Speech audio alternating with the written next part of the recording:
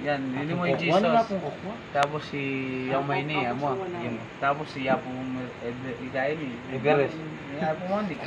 Kumano na ako natin. Tapos si Niyati po Sangwan. Ni itim na Nazareno. Tapos yung Pantong Tomas. Diba? San Agustin amo. So, hindi na yung paliwanag ko kayong bawal sisimba kayo. Sasamba ka rin sa Santo Santo. Ana yung ama, Yahweh. Ana na. At sinalita ng Diyos ang lahat ng salitang ito. 10 utos yun eh. Ito, 20 nyo. Aling utos. Ito na sinasabi ko. Ako ang Panginoon mong Diyos na naglabas sa inyo sa lupain ng Egypto sa bayan ng pagkaalipin. Saan kasi nga mo Huwag kang magkakaroon ng ibang mga Diyos sa harap ko. Huwag kang gagawa para sa iyo ng larawang inanyuhan o ng kawangis. Kawangis. Kakawangis siya.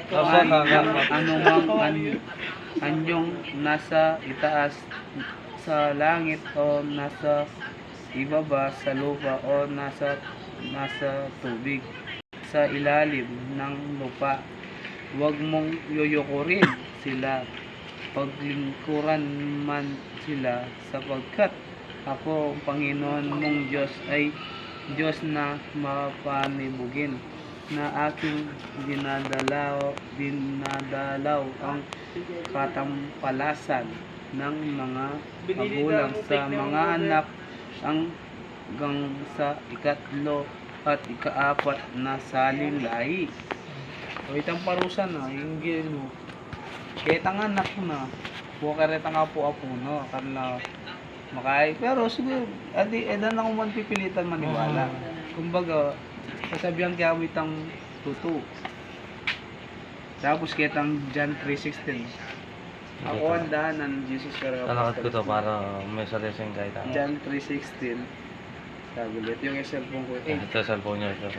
Ang kinig niya ba? Ay, kumakain. Mga church pala yung cellphone ko. Ano yung cellphone mo na? Yung cellphone mo? Mga church.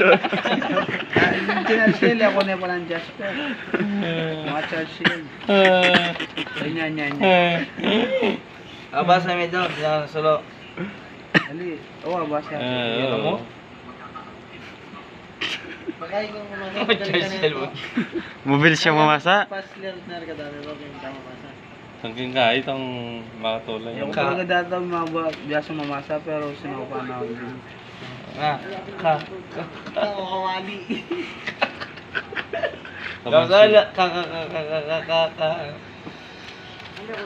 Ay, may pa to? Sabi, Pero na may masing ginoto.